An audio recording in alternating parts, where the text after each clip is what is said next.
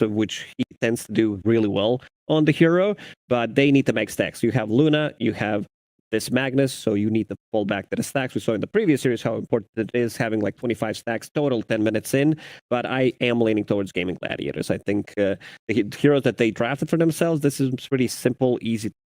I would also imagine that with the support staff they have, it's easy to scout out that there are enemy stacks and they have a lineup to steal stacks. Kinda. I kind of think that if anything, Gaimin has such an easy time though. Like it's just click buttons, A-click win, and G2.iG, it's like they have to do so much high school stuff to win this game. So if they win, it is pretty cool. Well, let's see if they can. Game number 1 is coming your way, but first, some words from Coach CY. Indeed, Shiva, CY, coach of Gaimin Gladiators. First of all, you guys happy with the draft? Think you got everything that you wanted? Yeah, like I'm quite happy. I feel like we have some decent draft integrity, and if like we get well out of lanes and we play well, I think we should definitely. Okay, well, we've just seen a kind of Luna-Lena matchup in the previous game, so that is going to be interesting. I understand that you are Danish, and obviously we are in Denmark. Are you happy to have a TI here in Denmark, and do you have friends and family coming to watch? Oh yeah, definitely have, and yeah, I'm very happy that there's a TI in Denmark. Obviously, it's been a long dream to even like attend maybe an event here, but now I get to also like coach at an event here, so it's super cool. And I didn't expect it at all. Okay. I also know that your team is like the birthday team because it was Duracio's birthday a couple of days ago. It's Quinn's birthday in a couple of days. What did you get Duracio and what are you going to get Quinn for their birthdays? Hopefully we get them some W's. Other than that, a cake. A cake. You didn't get them a present? No. Okay, well, that's what it takes to make a great coach. You keep them hungry and you don't get them any presents. I just heard a noise. It sounds like a clown car pulled up and 2 people just got out. It's Suns Fan and Synderen. Take it away, chaps. Hey, you, buddy. Thank you so much, Mr. Pyrian. You are the best in the business. Also the oldest. In the absence of alternatives, you are doing a great job. That's right. Very good. Thanks for joining us, everybody, for this final best of 3 of today. We got G2.iG, brought to you by the legendary Jack Chen, also known as Korean Barbecue, versus Gaimin Gladiators, as we see the Bounty Rune battle occur here. 1 arrow, as in the auto attack arrow, not the spell. Don't get confused, Synderen. What are your thoughts on this matchup? Well, I think it's fair to say that history would expect a Gaimin Gladiators victory here. This is one of the teams that G2.iG across this year, and I think since the formation of the team, has struggled with the absolute most in international tournaments. And a big part of it has been because G2.iG's playstyle in the last year has been a little bit slow to build up in the early game. And guess what? Gaimin Gladiators are one of the teams that we've seen in the last year that dominate the lanes and snowball the games the hardest. And that's what I would like to see today G2.iG avoid, is to just get rolled over, get out of the early into the mid game on somewhat even terms so that you can actually bring a fight to Gaimin Gladiators. Because honestly, out of all the matchups today, this is the one where I favor one team the most. Now, that said, that also means that if G2.iG could somehow pull out a victory in this series, that would be huge for their momentum going forward if they could finally overcome their big Achilles heel over this entire year. Having that in round 1 probably isn't the most inspiring, but I guess on the other hand, pressure's off, right? Yeah, you're not expected to win this one. Well, Nouns weren't expected to win the last series. That is true. Other than with you. You apparently did call it somehow. Just I did not. I just said I wasn't. You just used all your luck on that one call, Synderen. Look, I appreciate you giving me credit that I didn't even earn, because I didn't call they were going to win. I said I wasn't surprised because I thought Nouns are actually looking pretty good when they're playing well. And, you know, any given series when you're hot, and maybe the enemy team isn't playing their absolute best, the difference in skill between the teams at this tournament is small enough that any team can take a game off each other. We've seen that multiple times already. I think that's true for the last few TIs at the very least. It's not like the old days, you know, where a team like Digital Chaos would show up, people would just dumpster all over them, underestimate them, and then they end up going second place somehow. Just crazy. Wow, just crazy. It's amazing. They must have had a manager that was really good at Counter-Strike. That guy is legit. Insane. Anyway, back to the game. Quinn in the mid lane playing the Sand King versus Nothing to Say's Pangolier. How does this matchup generally go? I mean, I would say on paper, probably Sand King favorites, specifically because I think the heroes both will be able to find farm in the lane itself, but as we've seen in other Sand King mid situations, Sand King can pull the wave and also farm an additional side camp. So Quinn should be able to get more value out of the lane when he hits higher levels, just from that efficiency play. Pango can, in theory, do the same. He's just not as fast at it and as efficient, so Sandking should pull ahead. But, you know, as far as Pango matchups go mid, that hero has some matchups that are really bad. I don't think this is one of them. I think you're okay, and for Pango, a lot of the time, that's good enough. Yeah. I mean, how often is Pango favored in a lane? That's a very seldom. How often is he favored in Dota in general at this tournament is another question. I think it has one of the worst win rates with high amount of games. So, yeah, it's not great. I think it's we just saw it on screen there. Sub 30 is not looking too hot, but nothing to say is trying to change that narrative. That's user error at the end of the day, Cinder. Definitely a good hero. Yeah, Pango cannot be bad. We've learned, awesome. They've tried to nerf him how many times, he's still good. So, just too small of a sample size. Keep trying, guys. Speaking of small sample size, I think it's, what, 11 games or so of Luna so far, but a super, super high win rate. Yeah. And I believe your prediction, going to put words in your mouth here, she will be a first phase ban or pick later in the tournament. I think she will be bumped up in priority. Currently, she's 9-2. Her games have been looking really convincing overall. I think this is, for me right now, in my power rankings, the best carry in the patch. And yeah, it's entirely possible that she gets bumped up. Let's see, Bo3, 5 stacks of Shadow Poison. See you later. That is a lot of damage. Oh, and Celery's actually going to live. Yeah, that's surprising as well. So, good first blood for Gaimin. I mean, this is an old school combo. Disruption into LSA. I mean, they have the arrow as well if they want to transition the Mirana over. Why is the Shadow Demon, why did it get through this time?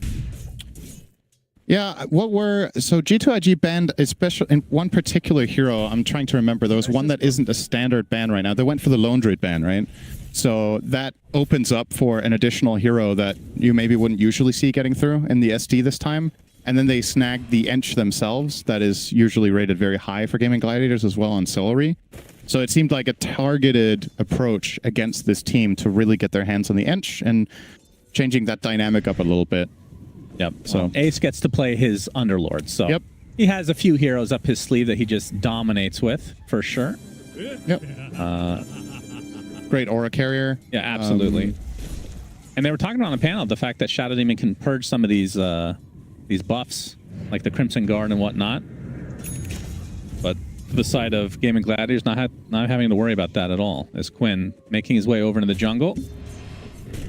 Probably not going to be too happy to see the double spawn of Gaimin there, as I like to call the Mud Golems. Double spawn of Gaimin. Actually, I guess I should call them spawn of gods, I suppose would be more fitting. If you remember that. Nope. You don't remember Golem Get You Gone? No. Really? Is this a meme? Yes. Oh, wow. That's oh, my goodness. You think I keep up with memes? That's actually the meme, is I don't know memes very well. That is fair. Mid lane, we can see the CS. Quinn is winning right now. Of course, some of that is the jungle, but nothing to say. Not too far behind regardless. I mean, in terms of levels, pretty close. And who's the first hero to transition over? The 6-minute power rune is about to come up. Yeah, it's largely going to be dictated by that, isn't it? Unless, I mean, I suppose on paper, the G2.iG lineup would really like to make a move to activate their Ench, and Pango can combine with that very well for a potential tower dive. Uh-oh, top lane. LSA. They'll be fine, but getting the pressure on to JT here. JT was trying to turn things around. Nothing to say. He's going to pop his Rolling Thunder. Will connect onto Celery. Bo3 makes his way over as well with the Centaur Stomp. That is, well, it almost was a perma-stun, but regardless, they get the kill onto Celery. So there is that combination of heroes, but not in the way I was imagining. This was a response rather than them taking initiative and diving the carry in the tower. Ideally, Pango would have loved to make this rotation as the siege creep is under the tower, because then Ench can flank, you bring a big creep, you dive the carry, and if your play is successful and the enemy team can't respond, you might have even taken a tower minute 7. But with this Rolling Thunder used here, that's kind of the end of the play, and things are going to mellow down a little bit here. So overall, I think for Gaimin Gladiators, only losing an SD there is completely fine in the grand scheme of things, and as it looks, the Wisdom Runes will also be quiet this time around. Just Tofu is covering this in case of any shenanigans, but nobody. I feel like most games we've been seeing, this is the exception, of course, that we're watching. We've been seeing entire teams show up for the first couple Wisdom Runes. Why do you think that is suddenly becoming a thing? Because we've talked about it ourselves amongst, you know, the idiots that watch us and listen to us generally, that wisdom is super important. That's very toxic. Is dead. This just in. Nice Suns fan hates the audience. I mean, you'd have to be dumb to want to listen. All right, well, I like you guys, okay? Big kill, though, That's some for good balance. G2.iG. Yep, that's the one you would have loved to see them get maybe a little bit earlier, but they do get the Lina kill and try to turn it into a tower push. In response, Gaimin Gladiators will go for the same. So to answer your question about the Wisdom Runes, I think it's very game-specific whether the lineups kind of make sense at doing it. If you're going for a rotation to the Wisdom Rune, to make it less obvious and to make the move more economic, you want to push out your waves first. And really, depending on timing with who has resources, who has the runes, that can be harder or easier. Some decent damage here from Quinn. He has the haste rune now, but the sandstorm won't be able to follow him at his speed to really stick. So he can't commit for the kill, but it will be handy to have later if he looks for a fight. Gotta say, nothing to say being top of the net worth here is surprising to me. That is a good look right now for the Pango. Is behind on experience against Sand King as expected, but the gold is there. Yep, definitely off to a good start. And looking at a fast Mage Slayer. Burrow Strike will find Monet. Level 5 right now on the Luna. Baboka going to force Quinn back, although we have a Fiend's Gate coming in. Is he going to cancel that? He did. Indeed, he did. Nothing to say. Going to spot a couple more towards the river here from Gaimin Gladiators side. As Quinn taking some creeps. Arrow's not really going to hit. Nice block from Baboka. Some stacks on Baboka from that Shadow Poise. That's going to do a lot of damage with the Starstorm on top. That is actually enough. Celery gets credit for that one. LSA does clip JT, but no kill to come. And of course, you see the stack here on these Ancients. Yeah, Gaimin Gladiators, this is a very planned out move. They know the stacks are there. They really want to contest them and use the Sand King Underlord power right now. But with Underlord not connecting, he actually can't make it back here now. RP, Skewer. Skewer back into the tier 1. Duraccio. LSA is going to hit, but there comes nothing to say on the Pangolier, and that'll bring the Lina to her knees. And it looks like Tofu will possibly be next, has the last leap usage. Snowball does connect, so that's 2 kills going the way of G2.iG in defense of their triangle. Yeah, and they didn't even lose many Ancients. These Ancients actually just softened up now, so they can just go and farm these even easier than they were planning to. Thanks, Gaimin. We appreciate that. A little bit of a helping hand. And Ace had connected on that Fiend's Gate. I think this might have been amazing for Gaimin, but they kind of got cold feet a little bit and then couldn't make it back there. So good news for G2.iG. I was saying at the beginning of this game, this is a lot of the time, G2.iG at this point against Gaimin this year have been behind 2 to 3k gold. Yeah, I was going to say, I mean, already a good start. Against any opponent, generally, they will come out ahead on lanes, and that's the reason they can snowball so hard. Yeah. They do play very fast. And I was looking at Gaimin's game time in their wins and losses this tournament so far. They have a couple of sub 30 wins, and most of their losses are like in the 40s plus, but it is the majority of their games that they win are still really fast, and this one is not shaping up to be a 30-minute win. So I think that's already good news for a lineup playing Magnus and Luna. Yeah, we were talking. Pace will be a bit slower. We were talking to the legendary figure in the Dota community, Jack Chen, aka Korean Barbecue, and he was talking to us about how he just told his team, "You guys need to go past 30 minutes, you'll be fine." So they're taking his advice. I don't know why they weren't doing it before, but you know, better late than never. All right, you've mentioned him twice in 11 minutes. You're staying on track here. I did give you the challenge to mention him once every 15 minutes. Keep the timer in mind. You have to talk about him again within 25. So. All right, yeah, we're good for a while. Yeah, you're on par. Maybe I'll give you a little buffer here. Quinn. Okay. And this time he's definitely connected. There is the Pit of Malice. Monet in a lot of trouble. X-Nova is the one to die first, though, and doesn't look like they can catch up to the Luna. That's honestly all of this rotation just for a Tusk. This is a pretty good result for G2.iG if they get out of dodge here. He will get purged on NTS, but nobody can really connect. However, Baboka, probably not so lucky. Arrow dodged. Okay. Has the healing going. Only 1 stack of that Shadow Poison. So a lot of wasted time here for Gaimin Gladiators. Yeah. And that was a big rotation. You brought the Fiend's Gate, you brought 4 heroes to this play, and you only found a support. Luna staying alive there, very important. And if you look at the net worth distribution right now, this seems quite similar to the game that we just watched with Nouns, where Yuma on the Luna was struggling a bit in the start, and then you fast forward 10 minutes and he's way ahead of everyone else. Gaimin are aware that this hero needs shutting down, but Monet not being killed a single time yet at 12 minutes and dodging in particular, that gank can turn out to be very important as we go down the stretch in this one. This is already, as we've talked about, seems unlikely with the nature of Gaimin's lineup. A lot of the time when they snowball and win these sub 30 games, they will be the ones having Ench. They will be the ones having Chen. They will be the ones having good tower pushing cores.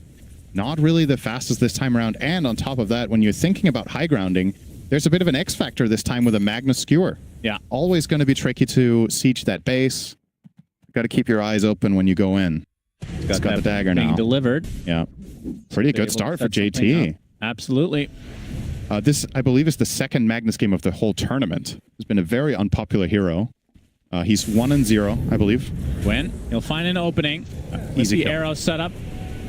Well, the snowball will delay things, and some allies are coming over. never He mind, gets to drinking the high buddies. ground. That's a big shield crash from Nothing to Say. He gets the Rolling Thunder off as well. Looks like they might have to just settle for the Shadow Demon, but still, Yeah, no easy kills kill. going the way of Gaimin Gladiators. When I said easy kill, I meant Shadow Demon. Yeah, of Just in course. case you- No, I understood that. Yeah, I speak fluent Cinderin. Drinking buddies is one hell of an ability. You always need to remember. I'm like, okay, this Tusk is dead. There's nobody around. But if anybody comes remotely close, he can actually just find his way out. So It's a cool ability for a little sure. bit of a nice escape. I feel like that one might get nerfed Oh, a little come on. bit. Why don't you just buff the other one? In cast range, as we're seeing here that this is a very serene game being pointed out by our lovely observers. There's 6 Seeds of Serenity That's a lot. in this one, 2 shovels. Shovel's really nice now that you can always get a water rune. Yep. It's kind of a crazy one. But obviously the backup to the Seeds of Serenity, apparently. Yeah. Everybody just loves that. Of course, Pango, a big fan Radiant are of the Pursuit. Lance. There we go. Took me a second to remember Yep, that I one. thought you were having an aneurysm. Was a little bit worried there, but we're good. Medic can Actually, hold both on. things can be true at the same time. That's true. are scanning. I'm okay for now, though. Thanks for JT smoked up. caring. Wanting to show off this blink dagger. Yeah, I was wondering if they were going to use the smoke to try to contest the 14-minute wisdom, but they're respecting Gaimin's position on the map too much that this could just be a trap and be really high risk for medium reward, and they will just settle for potentially finding themselves a little Sand King snack here. I hear that Scorpions are the future of... Oh my goodness, that reaction time. Very Ooh, nice. Disgusting. Quinn is a filthy human being. Okay. Oh. All right, that was good. All right, we hate the fans. We hate Quinn. What's next? Do we still like Jack KBBQ Chen? Yeah, speaking of It's actually going in form. They're good. You mentioned it for me. I appreciate that. All right. Monet going to be taking some stacks here. I mean, now that RP is down, like, how fast does Gaimin want to ramp things up? Because we talked about them being a fast team in general. What items are they waiting for? I just feel like in the nature of their lineup, this is not going to be that quick. You know, you want the Underlord to have ideally 2 auras and probably your Lina to have BKB plus something because she will be quite exposed in this one. Oboka will be fine. They're just poking and prodding to see if they can bait some TP rotations perhaps and keep map control that way. Yeah, good question, really. I think Here we see the replay. a bit slow here from Gaimin. And he was he smoked coming into this? Man. So good. That is a TI play right there. Yep. From both Quinn. players. Yeah, technically true. As okay. Whoa. A little sub-tick action there. No big deal. That'll fix itself. Yeah. Would be quite a crazy bit. What do you think if a hero could do that?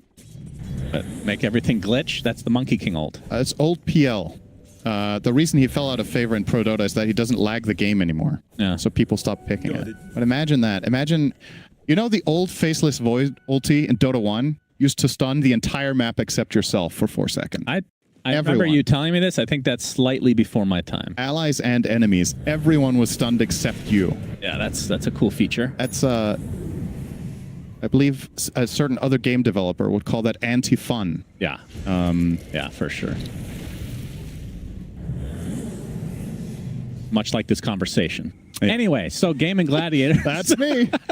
Takes one to know one. If you need any anti-fun facts, just talk to me. Somehow that became really uninteresting. Usually I'm really into that, so... Yeah.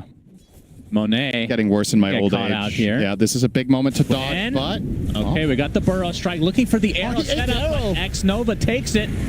Nice pit of malice, though. The Eclipse comes through. Try to dissuade them from coming any further. Tofu taking quite a bit of damage, but an RP onto 2 heroes. Nothing to say with the Swashbuckle and his ult onto 3. He's going to use the roll-up as well as Ace. He's a bit isolated as the Gleipnir's going to connect on 3 heroes in the meantime for Duracho. And now the aggression from Gaimin Gladiators continues. They get 2 kills on 2 cores. Epicenter to follow from Quinn. Nothing to say. Not going to have much to say after this. That is for damn sure. Although he is pretty tanky with that shield crash, and the drinking buddy's giving a little extra move speed, but a double burrow strike from Quinn, and the damage is just unbelievable from Gaimin Gladiators. Triple kill for Ace, and this is going to be a full team wipe at the 17-minute mark. Wow. Ultra kill for Ace. And they're going to get a tier 1 to boot. Somehow, out of nowhere, they just blow this game wide open. That was actually such a close fight, and it ends 5-0. There were multiple heroes on Gaming really, really low, but I think the instrumental part of this fight is that, sure, the Magnus and Pango are combining spells pretty well, but the Eclipse was already gone. You said the Luna was using it to protect herself, which is true, and that means, well, when you land all these big ults on the other heroes, do you have enough damage when the carry isn't offering it? And I guess the ultimate conclusion is no. So you're going to see the replay here. Really nice play from Xnova to eat that arrow with the drinking buddies, and Monet, defensive Eclipse, runs away here. We'll turn on Tofu and force him out, but there we go. 2-man RP and a nice combo from Pango, but there's no real backup here. So they use the Greaves on the Underlord and they just stay alive on the whole team, and Duracho with a beautiful Gleipnir into 2-man stun kind of seals the deal, but look how low they are. Yeah. I think he got stunned mid shield crash there as well, by the way, on Nothing to Say. He was mid-air, or that could have potentially been a couple of kills his way, but all of a sudden, according to history, Gaimin Gladiators will now pull significantly ahead of G2.iG. Brought to you by Jack Chen Korean Barbecue. So now 7K lead for Gaimin. They have the Aegis. That's what was happening, that little screen down there while we were looking at the replay. And I mean, this is a really early Roche in general, but hey, if you can get a huge team fight like that, do whatever the hell you want. So the question remains, Cinderin, what can G2.iG do to get back in this game? Obviously, they have a Luna, which has been a monster late game, but how do you get to that point against a team that is historically really good at ending the game early? I think, depending on how fast Gaimin want to play this, they still need to be careful with the blink skewer plays, so you're always going to have that in your back pocket if they try to high ground. I mean, with the fight you just saw, you saw the potential. It's just a matter of lining things up that little bit better. So if they can hit a 2-hero RP and a Rolling Thunder on top, and then to have an Eclipse that is dealing damage in the meantime, I could easily see them find multiple kills. The tricky part is, with that big teamfight victory, the Underlord pipe is not that far away, and that's going to swing things in the big way. Well, they're going to try to skewer this time. Yeah, onto a tanky target. Ace already at half HP, but here comes a counter initiation from Quinn, showing off that Bloodstone. There's a Pit of Malice onto the 2 supports of G2.iG that will likely fall very shortly here. Aegis still intact as Duracho just right-clicks JT casually. Nothing to say. Oh, just in time with that disruption to cancel the TP. And again, it's been 9 kills in a row, if I'm not mistaken, on the Gaimin Gladiator side. And the tower, and this was just a full-on deliberate bait from Ace. He gets caught, he puts down the Fiend's Gate, the teammates arrive, and easy peasy. He is tanky, despite still not having the pipe. He knows that if they want to kill him fast, it's going to be a full team that's needed. And he just flat out baited himself there and got his team 4 kills with it. Nice and easy. This tier 2. Can they actually finish it? I mean, the RP is still up, so they do have to respect Mr. JT on that Magnus. Middle tower has fallen. As looks like Monet and company will take out their Tormentor. Let's see what they get here.